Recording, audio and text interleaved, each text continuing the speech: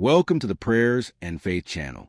In a few moments, you will hear a special reflection from Father Fabio de Mello, ready to touch your heart. It is an immense joy to have you here with us in this moment of faith and encounter with God. Feel free to leave your comment, make your prayer request, and join this community that grows together, always with its eyes turned to the Lord. Here, your faith finds acceptance and hope. I want to thank you for the opportunity, once again, to enter your home, your life, and speak with you. And I take on this commitment with great responsibility. It is very good to know that in life we have the opportunity for this encounter. It makes me grow. It makes me grow as a priest, as a Christian, as a person. Because every time we can share our lives, every time we have the opportunity to meet someone, to encounter someone's life, something within us can happen. The sensitivity that we need to have. Have you noticed that sometimes we go through life and we lose this ability to be enchanted by it? Actually, sometimes we live everything in such a mechanical way. The other day I was thinking about what? In my life, with so many movements, I always run this risk of losing the joy of meeting people, of being with them, of getting to know people. Sometimes the volume of people that pass through our lives is so great that suddenly we no longer feel very motivated, but to establish new bonds, new relationships. And if we don't take care, we lose this ability to be enchanted by life. Life becomes monotonous, right? It's one thing to have a routine, another thing to be monotonous. Routine doesn't have to mean sameness. Routine is that already established, daily, everyday commitment that we have, that I have, that you have. Our routines may even be different, but we come across many commitments, many obligations that we have to fulfill every day.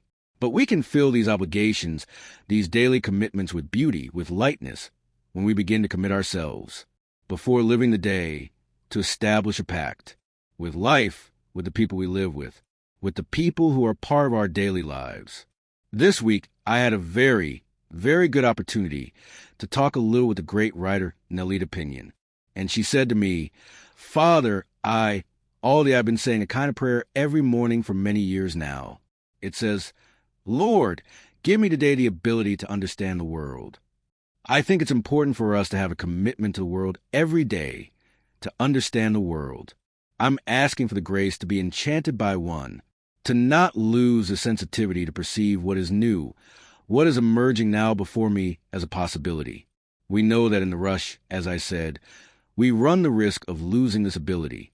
Ask God for the grace to enchant us with life. Maybe you're tired. Maybe you're going through problems. And all you see in life is a problem you have, the difficulty you have, the filter through which our vision passes, right? It can't be our problem. It can't be our difficulty. Problems and difficulties are part of our lives. We all have them. But these problems and difficulties cannot be the filter through which we receive life. What is the role of the filter? If you use a filter to purify your home's water, you're precisely preventing impurities from passing through. You drink that water confident that has been filtered. That is, the harmful excesses, everything that could be harmful to your health, has been removed. Everything that could harm your body has been removed. And do you drink pure water? And we need to do the same thing with ourselves. We need to do the same thing. Put a filter in our head and our heart so that our thoughts are pure, so that we don't bring in dirt from the world, so that we don't bring into ourselves the bad things that happen throughout the day or the bad things we receive throughout our lives because they pass through the filter. We don't allow all that is bad to lodge within us. The same thing with feelings. We use the heart as a metaphor. Where do feelings occur? You know that it's not the heart that feels, it's the brain. But we live in a culture where the heart has this meaning. Put a filter on the heart so that your feelings are purified, so that you don't keep spoiled, harmful feelings, so that you can have pure feelings. Just as pure water is good for the heart in our life, pure feelings are also good for our heart. And by putting these filters on, we give ourselves the opportunity to be better, that from the moment you are not contaminated, I'm having pessimistic thoughts, diabolical, you start giving yourself a chance. From a moment you're not harboring feelings of hate, resentment, bitterness, and hurt. These are harmful feelings that make us sick, right? You've probably noticed that you often get sick in the short term because of the feelings you're holding back. How many times have I realized I got sick because I was too upset with life? Often, the illness of the body is directly linked to the malaise of the heart, of the emotions. I've already told you here that we have to do our emotional digestion every day, just as we eat spoiled food that isn't good for us, and the body reacts by throwing it away, right? Who hasn't had an upset stomach because of eating something spoiled? It's horrible until we throw it out, right? In some way, until we cure what's infected, right? Because spoiled food becomes infected, infecting our intestines and causing a stomach ache. This causes terrible discomfort. We have cramps, we feel unwell. We can't live well because something is hurting us inside our bodies. Spoiled feelings and thoughts do the same thing to us. Only, it doesn't hurt in just one place. It's a generalized discomfort. This is where depression arises. This is where anguish arises. This is where all the discomforts of our soul arise. When do you wake up like that, with that lack of will to live? When you realize that you're becoming increasingly sad, increasingly discouraged, and you don't know how to find a reason, and you start looking, then, who knows, you will discover the origin of all this discomfort, that it is something that is weighing on your thoughts, something bad that won't leave you. Or maybe it is a spoiled feeling that you are keeping, the hatred that you are feeling, the jealousy that you are feeling. By the way, if you have ever felt the destructive power of the Lord, you know very well what I am talking about. There is nothing worse, my people, than being jealous of another. It is such a huge flaw because you do not live your life. You live to observe where the other is, what they are doing, who they are with, if their life is right, if it is. Sometimes jealousy is a self-destructive feeling. Have you ever heard of those autoimmune diseases? These are diseases that destroy your immunity. There are many diseases like this. They directly attack our ability to respond to attacks from viruses and bacteria. Autoimmune diseases are those in which the immune system cannot control itself. So, any invasion of a virus or bacteria will seriously affect the body. Because every time my body is invaded by a virus, what do? I get to work. My immunity starts working. To kill that virus? To defend itself. I remember when I was a child, right? And we were studying biology. The teacher, to teach us how the immune system worked, she placed a bunch of little soldiers. And those little soldiers meant a lot to us. It was so we could understand how our body reacted each time an invader entered. The teacher, in a very didactic way, used the language of armies. When an invader enters a territory, how is the territory being invaded? Really, she puts soldiers to fight the one who is invaded. Why do you want to protect the territory? Our body does the same thing. When we're struck by a virus or bacteria, our entire immune system, those little soldiers, right, gets ready to fight. They need to. Expelling what makes us sick is the lifeblood. Folks, it's God's intelligence within us. That's why I always say, every time we take good care of our bodies, when we eat right, sleep well, and exercise, we are responding to what God has given us. It's like taking good care of a gift that was given to us. When we receive a gift, the person who gives it to us expects us to take good care of the present we received. Well, taking care of our health is the same thing. The immune system is there to help us preserve the life God has given us. Everything that improves immunity is a proper diet, proper rest, a lack of excessive worry, and timely rest. Physical activity, cultural activities that rest, relax, and distract. All of this improves the immune system. To love and be loved, right? Love is good for immunity. Doctors teach us that the more a person loves, the more that person is proactive, the more they share their best qualities with others, the greater production of endorphins and all of these substances that improve our immunity. Throw away all our invasions? If our feelings are in our thoughts, the same thing must happen. If we harbor negative, pessimistic thoughts, if we allow a context of bad things to develop within us, our immunity will weaken. We will hinder the action of our soldiers. It seems to work. If I have many invaders and few soldiers, the invaders will win. And I've seen many people destroyed by the negative thinking they harbor. People destroyed because they harbor corrupt feelings in their hearts, destroying their emotional immunity. Remember what we once said here? That in this context of much evil, we live in a world where there are many bad people. We know that. There are many good people. But there are also many bad people. We live with these evil people. We live with this diabolical context all the time. No matter how much God we have in our hearts, this diabolical context doesn't diminish because of that. Now, of course, when I interfere with this process and don't allow it to grow within me, I build up an immunity to it. But this emotional, spiritual, and psychic immunity, we need to build even more within. We need to strengthen ourselves so that we can overcome negative thoughts and destructive feelings. That's why Jesus was so wise when he taught that we shouldn't hate. That when someone hits us in the face, it's better to offer someone else. He wasn't telling us to be stupid. No. Sometimes we choose to, and then we understand it as a loss, right? But what's the point? One hits me in the face. I turn my face, so he hits the other. Jesus is speaking of a much broader context. He's precisely saying that we shouldn't treat evil with evil, because every time we treat evil with evil, we become evil. If I treat evil with good, I paralyze it, the force of evil. If I neutralize the force of all that is bad in this life, I will give good the opportunity to grow. Consequently, I will no longer harbor the seeds of evil within me. The worst of all, my people, is when we realize that we become seedbeds of evil. Someone comes and tells me gossip. I'm happy to hear that gossip the first chance I get, to tell someone else, even if I don't know if it's true, even if I don't know, even if I have no proof of the facts. And I immediately spread what was brought to me. You see, the seed of evil fell, and it fell on me. Instead of suffocating it, instead of killing it, I throw it out there. I make flowers from this seed. I make bouquets from this seed and send them. Spoiled flowers. Flowers that are not good for us. We make these pacts all the time. We establish these bonds all the time. And that's when we need to be careful. Lent is a time of fasting, of abstinence. But we need to be very careful that our abstinences, our fasts, are not just external actions.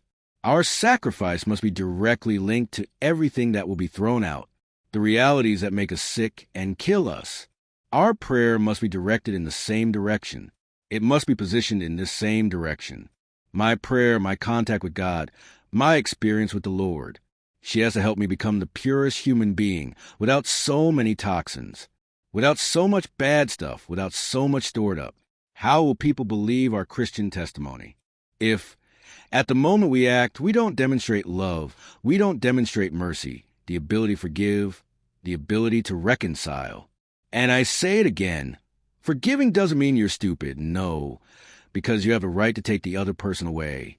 Look, I forgive you. But from this moment on, I no longer want to have the bond, because the bond is harmful, because the other person is harmed, because the other person has a negative. That gossip the first chance I get to tell someone else, even if I don't know if it's true, even if I don't know, even if I have no proof of the facts. And I immediately spread what was brought to me. You see, the seed of evil fell, and it fell on me. Instead of suffocating it, instead of killing it, I throw it out there. I make flowers from this seed.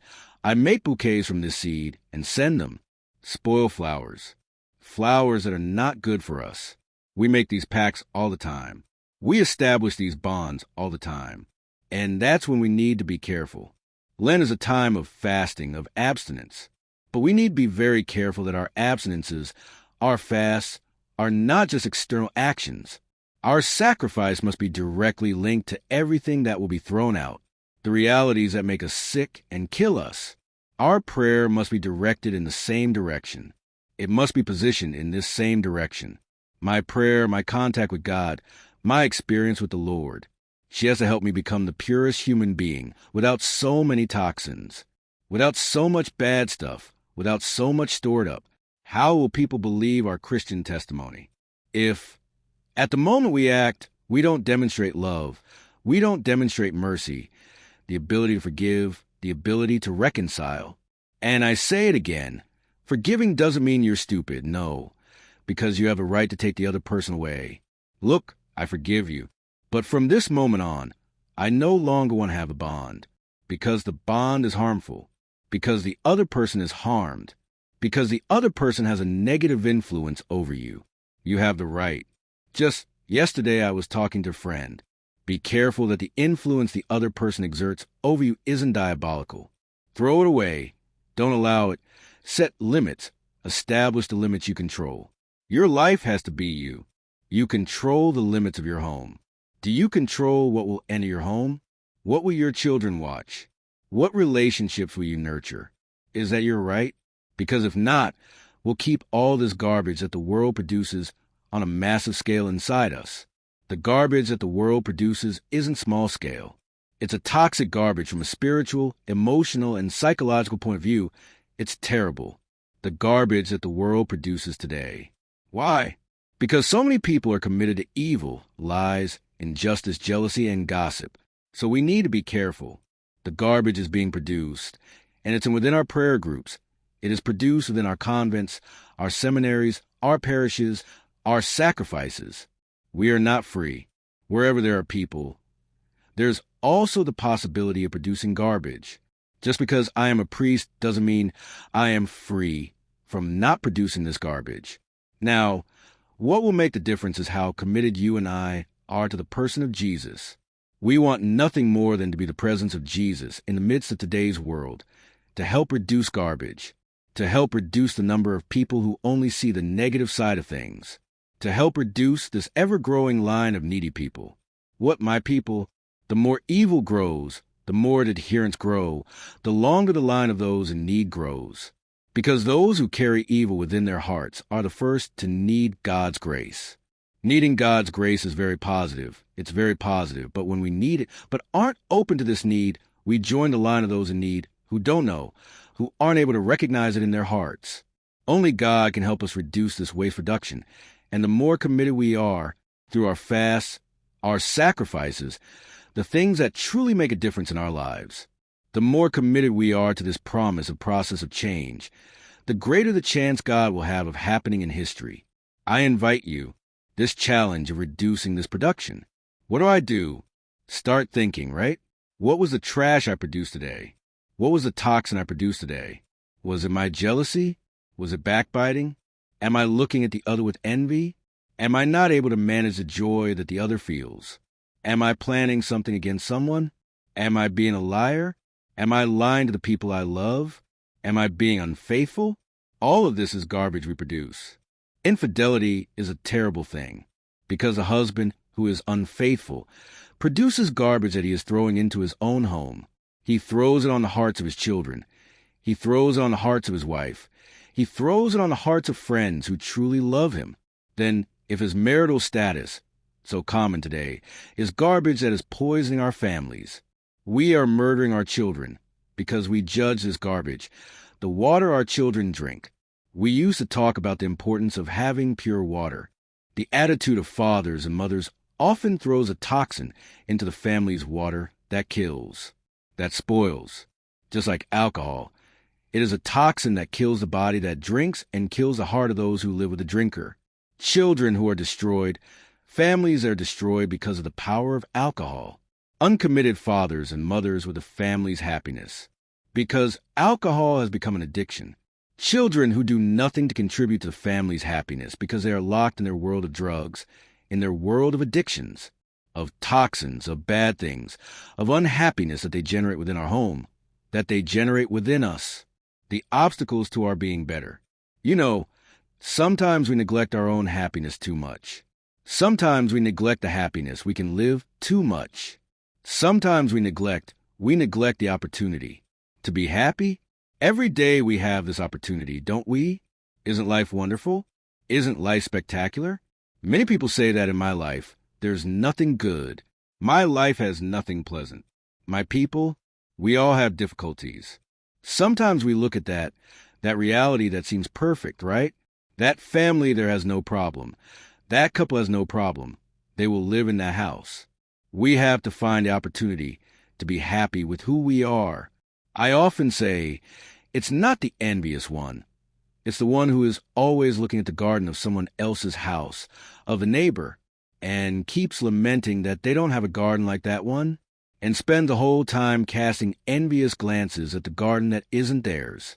But instead of digging, working in their land, fertilizing their land and planting their flowers, they will be bitter for the rest of their lives, lamenting that they don't have it. Sometimes we do this, neglecting the opportunity we have. Can you be happy today? You today can be a happy person even with all the difficulties you face, but you will need to be creative. Discover, in the midst of all this, what you can do. And sometimes, my people, the first step to making this happiness possible is for us to judge outside, purify, filter from our water all the garbage we are carrying. Saving and producing is throwing away a little of the jealousy, is throwing away a little of the sea, and in every day you by way of explanation, how will you feel lighter? How will you feel better? There's no basic formula, you know?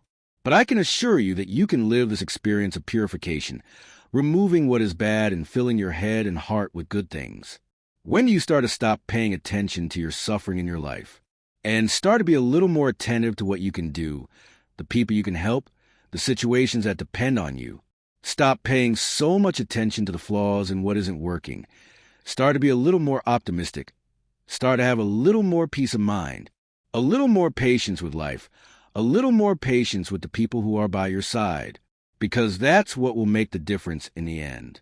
It's how much we know how to manage the problems that I'm sure many of us experience. Difficulties that come up against this speech here. Many of us need it. We are there intoxicated by our garbage, our negativity, by our defects, crystallizing 12. And many of us need to be touched by God's mercy and grace, which is precisely what we want. Sometimes the first step we take toward grace, toward the restoration that God can do in our lives. It is precisely our reflection when we come to the conclusion, actually, I am like this, I need to change. That when we recognize that we made a mistake, we have already begun to make it right. We want to thank you from the bottom of our hearts for your presence. The fact that you stayed this far shows that our work has a purpose, to take God's word ever further. If this message touched you, would you share this video with someone special? Leave your comment, your like. And if you are not yet part of our community, subscribe now and activate the notification bell so you don't miss any of the next reflections. May God bless your life, your family, and your paths, today and always. Amen.